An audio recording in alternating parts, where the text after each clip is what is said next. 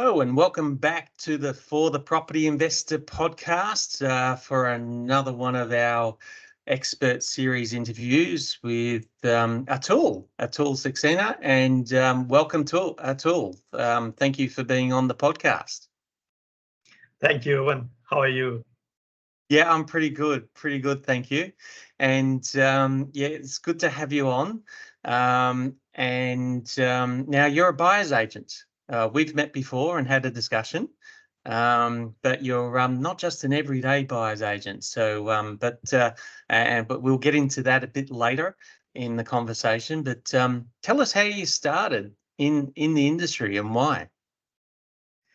So yeah, there's a little bit of story behind this because initially I have taken my first property in 2011, and at that time I did not know how to like invest in the property, so I just bought it with the help of one of my friend, but it did not do quite well for me. So I thought maybe I should learn first that like what are the things involved in property investment and other things. So I trained myself with some coaches and gained some education about that, and that I bought my second property couple of years later, and it has provided me a good result. And after that, I thought, yeah, it is a good idea to now move into this field. I trained myself and got certificate for, and now I'm a buyer agent and doing it That's for my great. clients. And and you didn't come from a real estate or finance background at all, did you? No, actually, my background is very different. So I came from a manufacturing background, and by profession, I'm a metallurgist, and I make metals in foundries. So from last more than 20 years, yeah, I'm doing that. Right.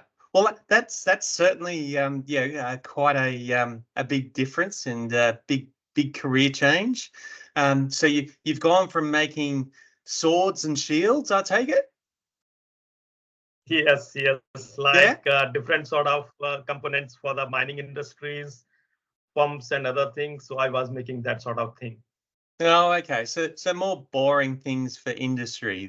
So you're not making any swords for battle, going into battle or anything at a forgery. But No, yeah. it's no, that's pretty cool. So yeah, that's a big career change, going into real estate and becoming a buyer's agent and helping other people get into the property market. And is it mainly investors that you work with now?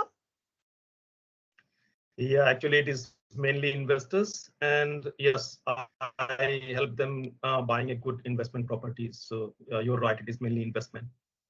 Okay, great. Well, that's what we're all about here for the property investor, and with the podcast. And what is it now? From previous conversations we've had, you specialise in a particular type of property investment strategy. Can you explain a bit further? So yeah, like I'm trying to find the properties for the clients which are suitable for the subdivision, like in which they can appreciate the value of the property significantly in 9 to 12 months time. So particularly the investment is like there is a house and there is some land associated with the house. So I subdivide it, separate the house from the land, and then we will try to sell the house and the land separately. So Right. it appreciates. Yeah. So we do that for the clients. Right. So you're a subdivision specialist. So if you're and where you can create that value in a short period of time of say 12 months, and by being able to go through that subdivision process, and you're the expert at finding those suitable properties. So yes, I'm quite good at finding that properties which are suitable for the subdivision, and I also help my clients in doing that subdivision. So I Okay. also help in assessment, application, and completion of the subdivision. Okay. And is it a difficult process in terms of, like, do you need to employ specialist solicitors to write up, submissions to council or anything like that? Yeah, it is a little bit specific process in which there is a lot of consultants are involved. So town planners are involved in that, the draft person, architect, surveyor. So there is a group of teams which help me in doing that type of project. So you're right. There is some consultants which like who are required for doing the subdivisions. Okay. All right. But you use your scientific background to be able to use that process to methodically go through the process. Yeah. Yeah, that's right. Okay, cool. See, yeah, it's a perfect specialty for you with doing these subdivision projects. Um, Now, do a lot of your clients go into this strategy, and is this something that you advise, or is it up to the client to go into this strategy purely for the to buy, subdivide, and then sell for profit, or is it something that some of them like to keep both and use the increase in equity as a result of the subdivision to be able to then borrow against to do more? Or is it what's the typical strategy of the client? Is it worth doing both, or just sticking to one? So it depends upon the situation of the client and what the client wants. But the thing is, when we find a good site like this, so once we do the subdivision, like it takes 9 to 12 months time, and the house which is there on the property, it's getting the rental value in that time. Like there is less pressure of the interest rates and the holding cost, so that is a added advantage. And when we subdivide and separate the house from the land, then house is always the positively geared. So there is another advantage that the client can keep the house and it will be producing the cash flow for the client, and they can sell the block of land, or they can build it and sell it. So it is up to them. Okay, so it really provides a lot of flexibility for the investor. Yeah, actually, it is giving a lot of flexibility to the investor, and like conventional property investment in which a client needs to hold the property for 10, 15, 20 years to get the significant benefits out of it. But like the subdivision strategy is great, in which the clients can start using the benefits in 9 to 12 months time, and Yeah. it substantially increased the value of the property. Okay, so it's really something that, depending on the client's situation, if they're in a situation where they need to make cash, and they want to be able to make that capital gain for profit sooner rather than later, they can do that within, say, a 12 to 18-month period, um, and use that to maybe pay down their own owner-occupied mortgage, or if they're in accumulation mode, where they don't have that owner-occupied debt, they can accumulate more properties quicker by being able to um, uh, increase that equity in a short period of time, so that they can then go on to the next property. Yeah. Yeah, I think it gives a very too many options for the investors that what they can do with using this strategy. As you rightly said, that they can reduce their owner occupied mortgage by selling that additional lot, and they still can keep the house which is already producing a rental income. So there are some like too many things which an investor can use it to their advantage in whatever situation they are. Okay. Now, where typically are you finding these types of properties? Are they in the Sydney metro area or in the Melbourne or Brisbane metro areas, or are they more regional? So actually, these type of properties are everywhere because now, as you know, the density increases. People are coming from overseas, and in the old that there are used to be big houses and big backyards, but now these type of houses we can find anywhere in metro areas as well as in regional areas. It depends upon the price point in which the investors wants to buy this.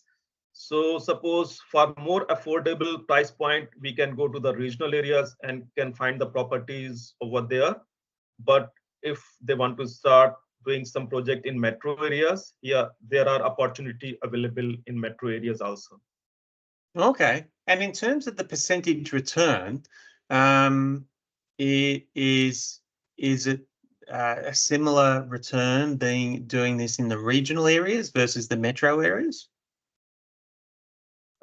Yeah, I think in regional areas, returns can be a little bit better than Oh, in metro areas. okay. So yeah, because the price point is lower price point, and it can be done in the time for doing it is can be also be lesser, and it all affects in the return on investment. So maybe yeah, I think it is better in regional areas. Okay. All right. That's a good. So what would be the minimum budget someone would need to have if they were looking at a regional area, obviously, for lower budget? What would be the minimum price point and budget that someone would need to have, or purchasing power, to be able to get into a subdivision deal like this? So yeah, I'm doing some subdivision deal in Orange right now, and my projects it's ranging from 500,000 up to 800,000 value, like the purchase price of those property. So we can find something like starting from 500,000 up to 800,000 in those regional areas, and giving a very good return on investment on those properties. Right. So if now obviously people don't need 500,000 in cash, so they can certainly borrow against that property. And are there usually any other further restrictions because it is regional to be able to borrow against these properties? Do you know? Actually, till now, because I'm doing around 4 projects this year of subdivision in regional areas, and I did not come across about any limitations of the funding or any special questions from the bank in restriction in buying those areas. So actually, I'm not aware that there are any restrictions of Okay. getting the. So if we were looking at a minimum $500,000 purchase price, an investor might be looking at your minimum 10% deposit, plus your purchasing costs like stamp duty and legals, etc. And then are there subdivision costs that they have to pay out down the track as well while they're going through that process? Yes, so there is subdivision cost involved in this, and that needs to become from investors' own money, because banks generally don't provide the Yeah, help in that. yeah. So the subdivision cost ranges from the area to area. So in New South Wales, I think it is around 70 starting from 70,000 onwards. So we can say 70,000. maybe 70,000 up to maybe 90,000 for a Okay. simple 1 into 2 subdivision. Yeah. Yeah. And And okay, so you got a $500,000 property. You might be paying $70,000 on top of what you would normally do when you're buying that to be able to do the subdivision. Once you've subdivided that sort of extra vacant block at the back of the property, what would that generally sell for then? So that also depends upon like where are we buying the land. But I will tell you in my projects which I am doing now. So there is a block I bought in 670,000 in Orange. Yeah. There is a house in front, and we are subdividing it. So the house we can still sell it around 650,000 after the subdivision. Wow. Yeah. And the block of land on the backside, we can sell it around between 300 to 320,000. Wow. Okay. So it gives. Let's assume worst case scenario. Then you're almost it's costing you maybe $20,000 on the original house by doing the subdivision, plus let's call it $80,000 in subdivision costs. Would that be about right? Yes. Yeah. And so let's call it $100,000 by that's costing you to subdivide. And that's after you've put your deposit in, etc. So this is after settlement down the track. But you've got a block of land that's how much? 300 how much? So I can sell the block of land between 300 and 320,000 for that. Okay, all right. So let's call it a minimum 300. So you're making a profit there of $200,000. Yeah, so $200,000. But if you take the whole all other costs like stamp duty and other things, so it is easily 120, 130,000 in a subdivision like this. Okay, I like the fact that you were being more conservative there. But yeah, $100,000 in a period of what, 12, 18 months maximum is pretty healthy. Yeah, and because we are minimizing the risk, because we are buying a property which is always having a house in it. Yeah. So and also we are getting some rental income out of the house.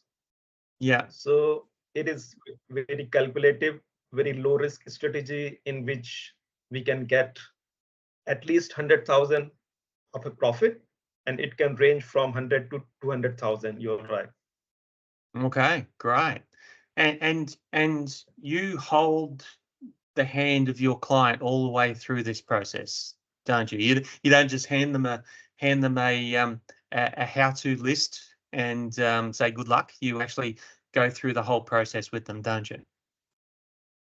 No, I hold the hands of the client from start to finish, and throughout the process, I just communicate with the council and all the consultants and communicating with the clients what is happening, and also advising them that how we can take a good profit out of the deal.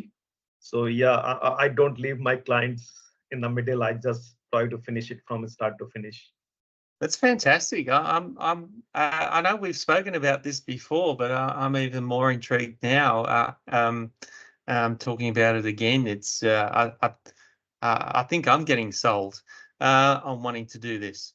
But now I know there's people that might object to you're just doing this to try and make money, and all these investors are just trying to make money and that's all you focus on. But in this housing crisis that we all talk about, one of the quickest and easiest ways to be able to create more supply is to do this strategy that you're doing now. Yeah, I think it is win-win situation for everyone. It creates more supply of the housing. It gives a very quick result for the investor, and affordable housing for the people who don't have that much money, for buying a big house and that sort of thing. So I think, and for the, people are coming from overseas, a lot of people here, and like the affordability is already is at the lower side. So I think it creates a good solution for everyone. Yeah. That's brilliant, and it's because as property managers here at Leafield, we're seeing the issues all over the country and in all the states that we operate in, where there is a lack of supply in a lot of areas. And yes, it's easing in some areas, and but other areas it's not. And the best thing, it's really the number one thing that we can do to have a positive impact on reducing rental prices, and to bring down prices in general, to be able to help people get into the market, is to be able to have more supply. And a lot of the time there are to be able to do large subdivisions, or in more urban suburban areas or city areas, to be able to get through DAs for unit blocks, or um, large scale developments that'll put a lot of supply into the market. They can sometimes take years and years and years to get approved. So that's the big holdup with fixing this housing crisis that we have.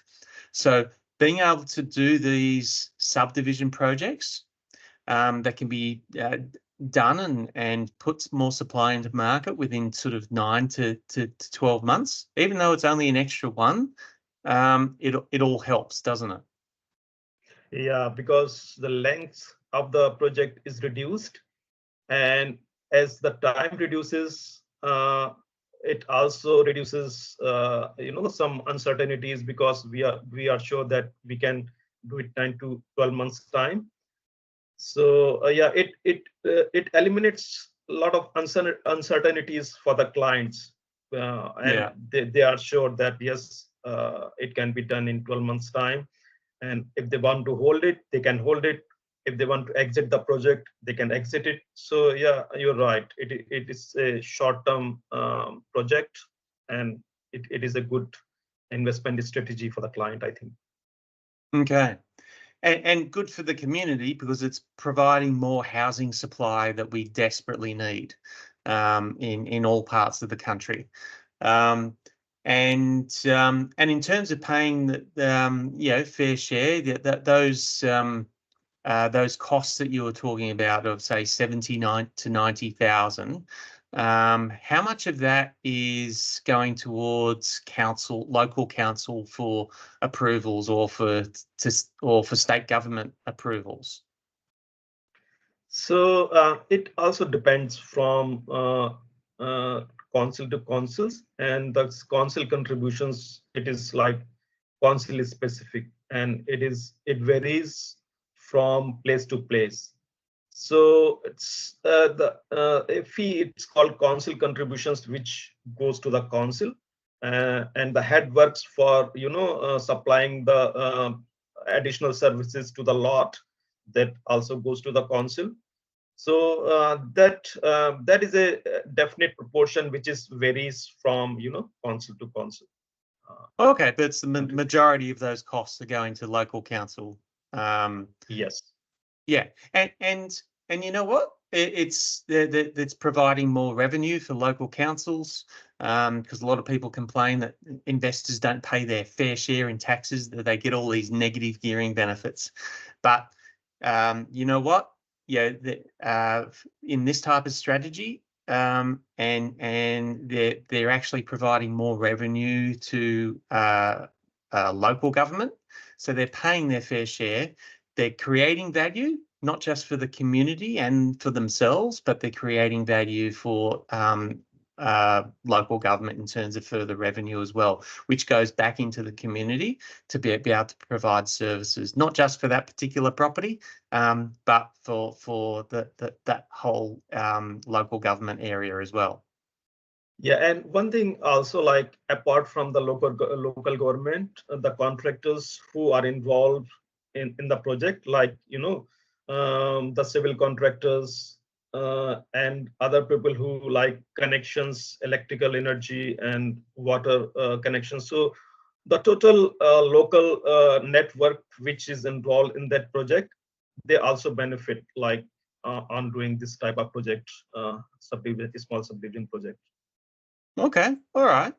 And now we talked only about regional areas, but you said you can definitely do this in metropolitan metro areas of the major cities.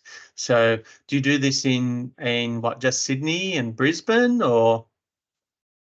Yeah, so because I am based in Western Sydney in Blacktown, so when I see a lot of opportunities when I go on Saturdays in open homes and some homes which I think suitable for the subdivision, and these type of projects, yeah, like we can find anywhere. Okay. So And yeah, what would be, so if we were talking about Sydney, the country's most expensive city, in terms of house prices, what would be the minimum price point? Because usually you're looking at a bigger block of land, aren't you? yes. Yeah, what would be the minimum price point that you'd be needing to budget for to be able to get in? If you just wanted to get in Sydney, what would be that minimum price point? So like in Sydney, if you take the example, like suppose in we say in Blacktown. Yep. So in Blacktown, and we say we want to do 1:2 subdivision, then if we look for R2 zoning, in which it is quite possible that we can subdivide in 1:2. So for R2 zoning in Blacktown, the minimum lot size is 450 square meter. So for doing this in Blacktown in R2 zoning, we need the minimum block of around 1,000 square meter with enough frontage to do that particular type of subdivision, in Yeah. which we can subdivide it and keep at least 450 square meter on both the lots. Okay. And Yeah. and what sort of price point is that going to cost you, to be able to get into? So yeah, I'm looking some properties which I think are on the market now, and it ranging from starting from 1 million up to 1.2, 1.3 million, or it can go Okay. up to 1.4 million depending upon the location of the Yeah. house. Yeah, so that sort of price I think we are looking to do is some subdivision project in Okay. Blacktown So it's area. pretty much double the regional areas. Yes, it is. Yeah. And Yeah. are the subdivision costs double as well? No, that is the thing, that the subdivision cost doesn't double. It Okay. increases, but it is not on the proportion of the price, the initial price. So Yeah. yeah, it doesn't double. Okay, cool. All Yeah. right. Well, that's some good news. Um, Yeah. but uh, it's now what do you suggest to anyone that's looking to be able to, that they've heard you speak now, they might have thought about doing subdivision projects? Is it something that people can easily do by themselves, or is it something that takes a while to learn exactly how to do it? Yeah, is it something that, yeah, just say that people just want to learn how it works? Is that a service that you offer, or is it something that's best done by someone that's experienced like yourself? Yeah, I think to get started on this, I think it's best to take the advice of someone who is already doing this, because there is a lot of things involved in doing this type of project, and every council is different. Every council's rules and regulations are different, and it is a big investment. So it is like, I think it is better to take the help of someone who is already doing this. And once you complete one project, I think it's pretty much then you are aware that how to do it, and maybe next time they can do it themselves. Okay, so best to get the help, and of course, if you're doing all of the hard part, that's what they're paying you to do, and so that they can go off and do what they do best, earning their income, and you're the expert at it, and you're good at it, obviously. So yeah, it'll probably save them time and to just pay you to be the expert and do what you do best. Yeah. Actually, I'm helping some of my clients in doing that. So I help them in assessment, application, and completion of the subdivision. And Yeah. yes, I can provide that sort of assistance to someone who is interested in doing that sort of project. So Okay. yeah. Great. All right, and where's the best place to, now we'll certainly tag you in all of the socials that we will post this on, but where is the best place for people to be able to find you and talk to you about doing any of these types of projects? So my company name is Barosa. So Barosa Buyers Agent Sydney. So that is my website. But I will, sorry. So I will put generally I put those sort of good properties in one of the Facebook group, which Yeah. I can give you the Facebook page. My Facebook page. I just added those suitable properties which are suitable for the subdivision, and then my network is quite happy to access those properties, and we can discuss about those properties with the clients.